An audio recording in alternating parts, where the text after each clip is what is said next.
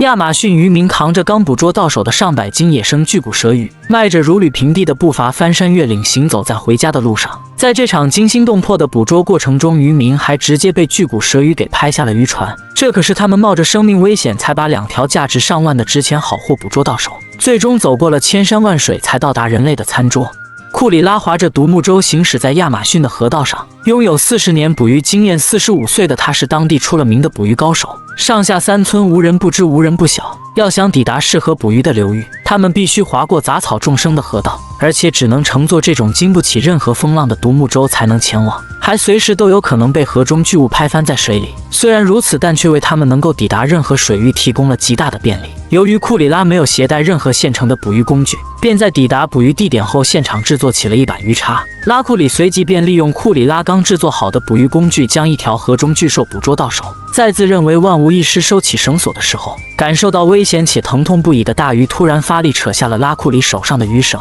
这一下还差点把他给带进了阴沟，最后只能眼睁睁看着即将到手的大鱼一溜烟的冒着气泡游走了，只留下拉库里独自坐在树干上望天打卦。但此时已经身负重伤，还被鱼绳牵扯住肉身的河中巨物只能在河底下找地方躲藏。在待到浑浊的河水平静之后，他们便开始寻找大鱼的去向。只见拉库里独自潜入到满是枯枝的河底进行摸索，水底下的环境异常复杂，搞不好有可能把自己给交代在了水里。经过64秒的搜索，还是没有任何发现，但却在不远处的河面上泛起了水花。从水面上冒出的气泡可以看出大鱼此刻所处的方向。库里拉紧接着划船过去查看，并捞起在此处提前设置好的渔网。在拉起渔网的那一刻，一条巨骨蛇鱼已经被牢牢地牵制住，庞大的身躯随即翻起了巨大的水花，但再怎么翻滚也还是摆脱不了渔网的束缚。有着丰富捕鱼经验的库里拉并没有将其直接捕捞上船，而是在不断消耗掉巨骨蛇鱼的体力，直到使它精疲力尽为止。上百斤重的河中巨物最终还是被库里拉给收入了船舱，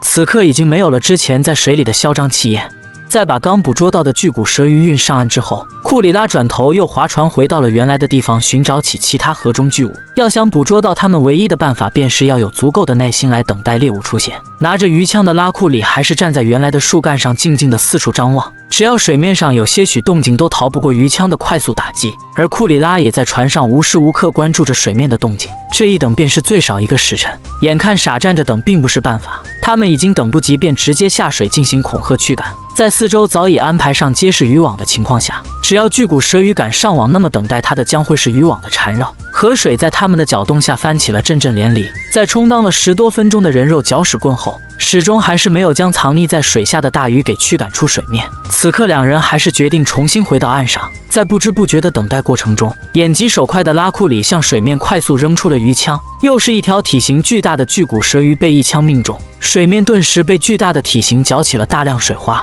随即河面上又继续冒出众多水泡。只要向着冒泡的水面望去，便能够迅速锁定巨骨蛇鱼逃跑的方向。而不远处的渔网已经等候多时，在撞向渔网的那一刻起，就已经大概率被渔网给套牢在上面。库里拉在将渔网拉起的一瞬间，被惊吓到的河中巨物立刻做出了激烈反应，纵使力气巨大无比，但依然还是摆脱不了渔网的束缚。就在此时，库里拉本想拿起粗壮的木棍将巨骨蛇鱼敲打一番，可没想到就在下一秒却被突如其来的反抗直接给干翻在了水里，独木舟也瞬间灌满了河水，还差点把摄像小哥拉稀下成了窜稀。在把河水一勺勺地泼出渔船之后，水里的巨骨蛇鱼已经被戏弄了好长一段时间，并消耗掉了大部分体力。库里拉手里的木棍都还没有开始出手，便已经奄奄一息。半天时间就能捕捉到2条100来斤重的大鱼，对于从出生就生活在亚马逊雨林的他们来说已经习以为常。在收拾好所有捕鱼工具之后，2人便开始一人扛着一条巨骨蛇鱼打道回府。100多斤的大鱼就这样被他们轻松地扛在了肩上，并且还能脚底抹油般快速行走在崎岖不平的山路上。他们的收入来源就是靠着亚马逊河里的大鱼小虾来维持着。